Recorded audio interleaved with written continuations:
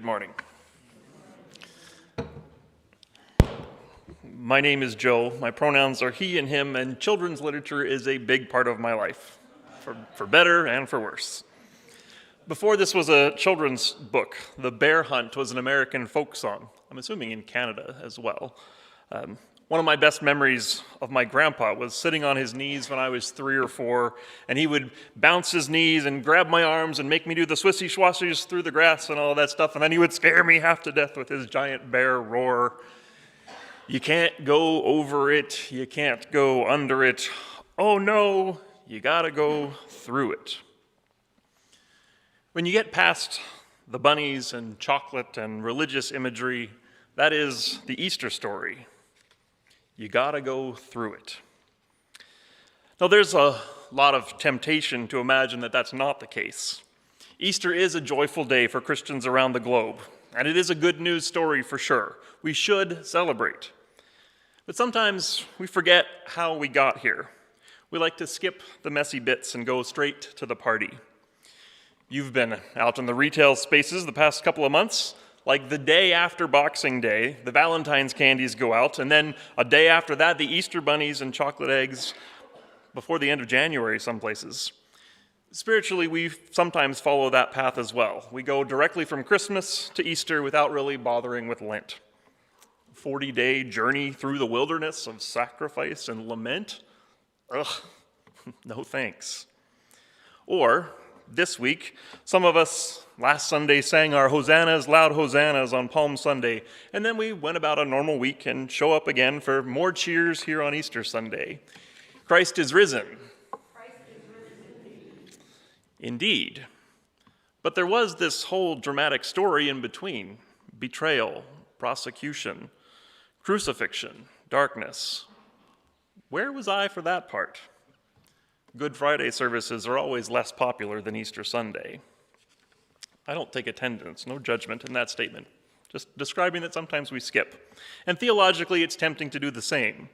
Sometimes we use Jesus' pain and death to distance ourselves from our own vulnerability. Good Friday happened to him so that it won't happen to me. He suffered and died so that we don't have to. He bore my sin so that I don't have to take responsibility for it. His death and resurrection changed the formula, changed the game, so that we are saved from death and destruction. And that's true, all of it, yes, and it's not the whole story. For Christians, Easter does mean that death is not the end of anything, that mercy and grace get the final word, that love wins. But still, you can't go over it, you can't go under it, you gotta go through it. All of it. When I was a kid, my evangelical culture was very invested in end times theology. The signs were all there. The news, everybody could see it, right? The end of history, that's right around the corner. Jesus is going to come back and rapture me and the rest of the true believers. None of that dying stuff for me. It was straight to heaven, do not pass go, do not collect $200. And I really believed that when I was a teenager. I literally thought that, I'm going to be saved from death. Mine was the last generation, and faithful Christians would rise to meet Jesus in the air, like tomorrow. I heard that over and over, and I believed that it was inevitable. Although, to be honest, I hoped that Jesus would wait a little while. There were certain delights of the flesh that I really wanted to experience before Jesus took us all up to heaven.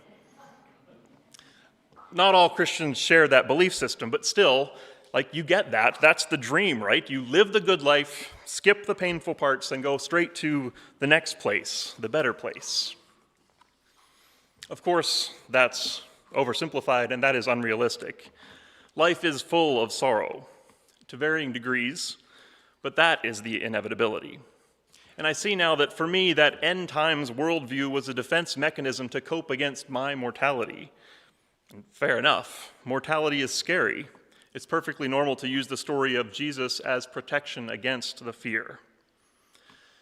But as we've been going through Lent, as we've read through the Gospel of Mark this year, we've seen that Mark offers a different way, and Mark offers a different way to understand Easter as well, the invitation to go through it.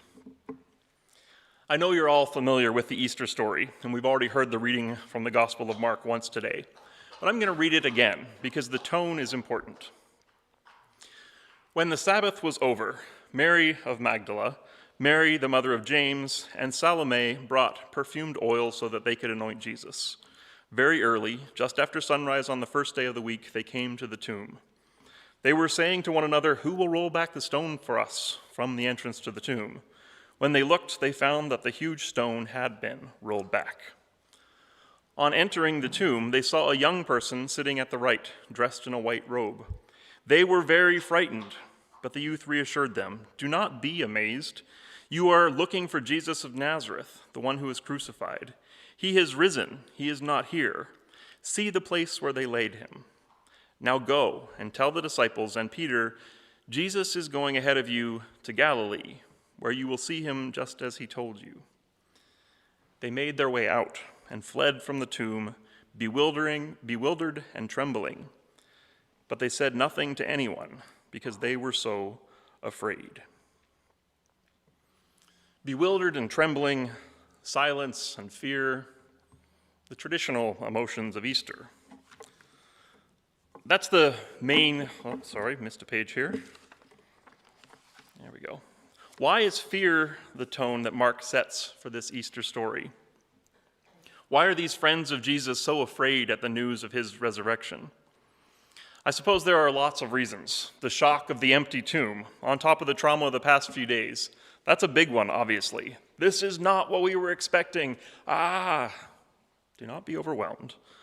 And then there is the surprise of the stranger, possibly a heavenly messenger, although Mark's gospel does not make that clear.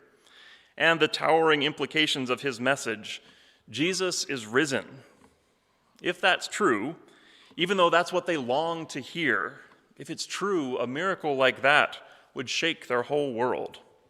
So those are all legitimate explanations for a reaction of fear and trembling. And there's one more piece hidden in the details that I didn't notice until one of my favorite Bible teachers, Alexander Shaya, pointed it out. Jesus is going ahead of you to Galilee, where you will see him just as he told you. It's a strange detail to include here. Why Galilee?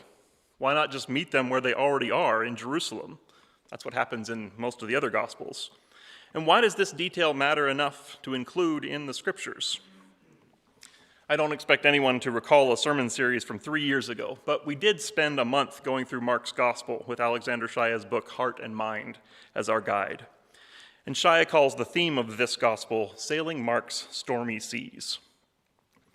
Over the first half of the book, Jesus leads his disciples back and forth across the Sea of Galilee, no less than 4 times, and each time they encounter a storm, which is likely literal. The Sea of Galilee was notorious for its quick and intense storms, and also literary. The sea was ancient symbolism for chaos, danger, and unpredictability.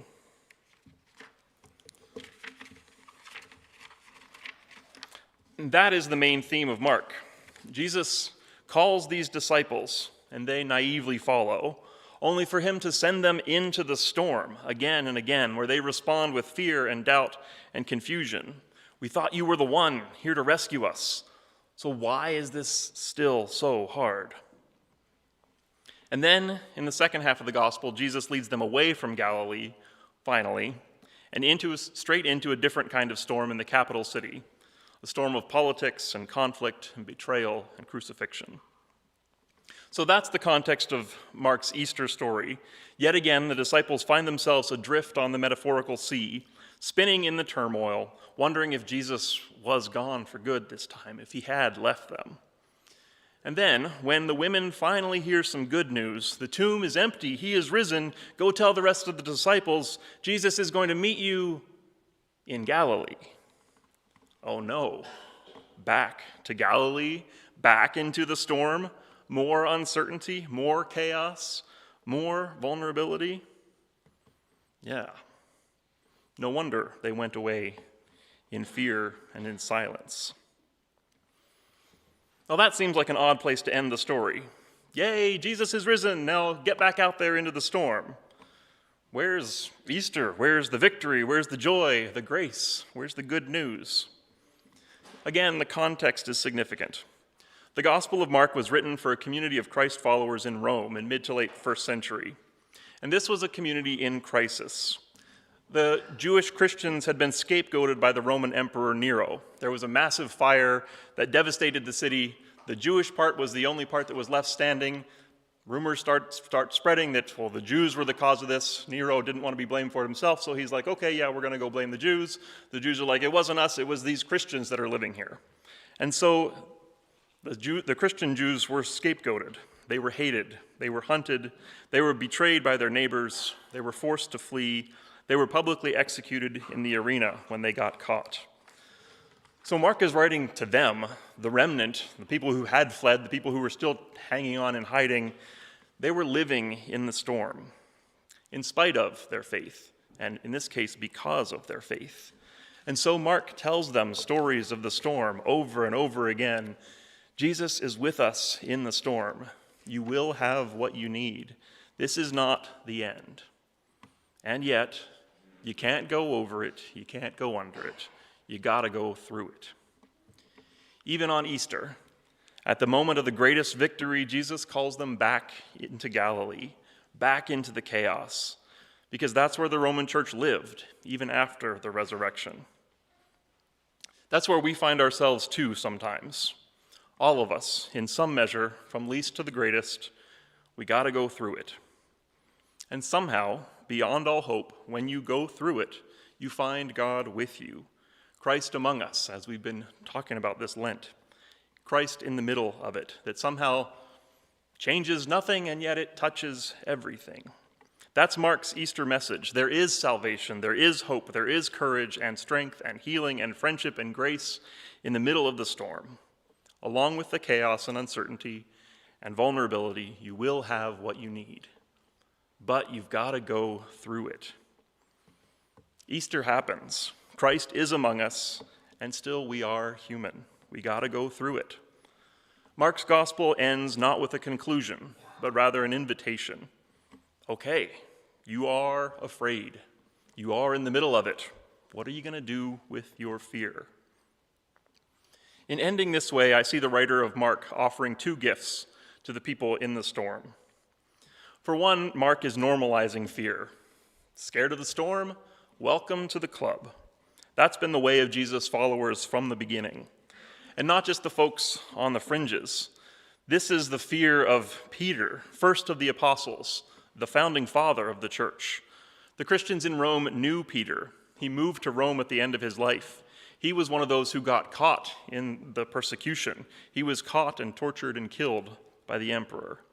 This Peter, Peter the rock, your friend, this Peter was afraid, like you are afraid. This is the fear of Mary Magdalene, one of the few female disciples of Jesus to be named in the Gospels. There's some fascinating recent research demonstrating that Mary Magdalene was just as important as Peter, that she was the female counterpart to Peter's leadership. Magdalene is a title. In Aramaic, Magdala means tower. Mary the tower, standing alongside Peter the rock. This Mary, Mary the tower, she was afraid, like you are afraid. Fear did not disqualify either of these from faith, from belonging, from leadership in Jesus' community. And eventually they found their courage and their voice. We know that from the rest of the story. But there was no shame in going through their fear first. There was no rush to get over it or to pretend that they weren't afraid. They were afraid, full stop. So if you are afraid of the storm, okay, be afraid. Sit with it. Feel it. Let it be. I'm told by the psychology experts that we are physiologically wired to let our emotions run a full course. When we experience strong feelings, if that cycle, the wave gets interrupted, if our feelings don't have time and space and attention to complete the wave, that's when trauma solidifies. So our bodies, our minds know how to process our emotions, even the extreme ones of fear in the storm. But we need to breathe. We need to give ourselves time and space and attention to feel deeply and fully. That is the path to healing.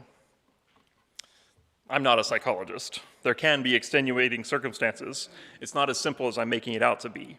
But in the right context, with good supports and a healthy environment, that's the path to healing. We heal when we let our emotions be what they are for as long as they need to be. So Mark says to those in the storm, it's okay to be afraid. You will still be yourself. You will still be a gift to those around you. You will still belong in the community of God. Take your time. Storms are hard. We're not pushing to get to the end. You got to go through it. The second gift here is that fear is not only okay, fear actually is a teacher. If you look back over Mark's gospel, Galilee, the place of the storms, that's where the big lessons happened. The disciples' fear served them. It got their attention. It primed them to learn. It moved them and changed them and deepened them and offered wisdom along the way. Again, not quickly, but patiently, with time and reflection, Jesus' followers learned a lot from their fear. My internet friend Rob Bell looks at those kind of repeated life events as a kind of curriculum. This thing that you keep coming back to. Maybe it's a storm, maybe it's something less frightening. When an experience or a relationship or some pattern keeps happening, it can be helpful to ask, okay, what is this here for? What is this trying to teach me? Why does the curriculum of life keep giving me this particular pop quiz? There must be something that has got me stuck here. Or more positively, there's something that's captured my attention, that's captivating me, trying to get my attention. When you do the first bit, when you let yourself feel the fear or whatever emotions surround an experience, when you're not afraid of your feelings, then you can explore them. What is it about this storm that has me shaking?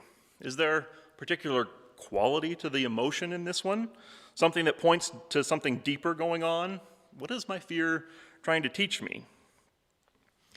I need to be careful here because some of us have been taught that God does this to us, that God brings storms into our life in order to test us or discipline us or teach us.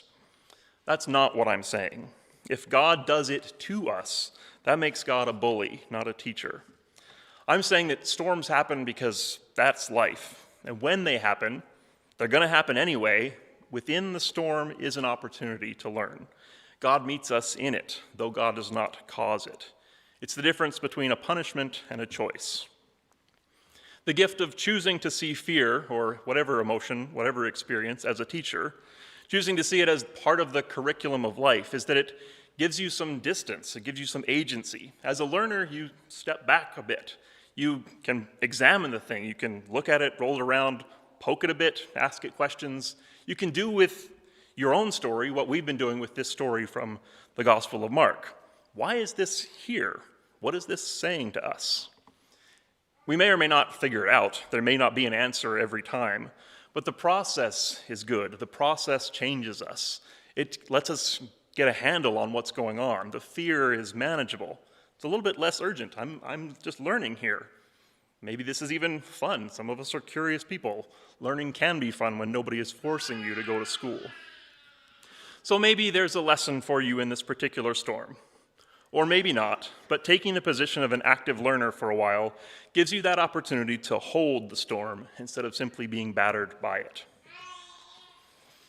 I hope that's helpful. I know that some of you are in the middle of the storm, for real. And it probably doesn't feel like a gift. I'm not saying that you have to be pleased by it or accept it as a teacher or anything like that. Storms are hard, even on Easter. You don't have to like them, but you do have to go through it. And as we go through it, the ancient wisdom of Mark, of Jesus, is that we are not alone in the storm today. We are enough, in spite of, even through our vulnerability. We can let our fear, all of our emotions, be whatever they are for now. We are not alone. Christ is among us, and we have what we need. Trusting that takes faith. Can't prove any of this to anyone. Faith is required, but you have faith. It's an act of faith to simply show up in this place on this day. You've got what it takes. In a few minutes, we're going to celebrate the ritual of communion together. Today, the bread and the juice serve as a reminder of two things. These are resources, food for the journey. It's just a small piece of bread. It's just a sip of juice. It's not much, But somehow, believe it or not, it's enough. The promise of Easter is that we will have what we need in our fear, in the storm. And secondly, we're in this together. From Peter the rock and Mary the tower, to the faithful battered Church of Rome, across the centuries to the community of love in this room, to the community of love gathered across the fiber optic lines of the internet, we are in this bear hunt together. Can't go over it. We can't go under it. We gotta go through it. And this unites us with each other, with our ancestors, and with the Spirit of Christ. Amen.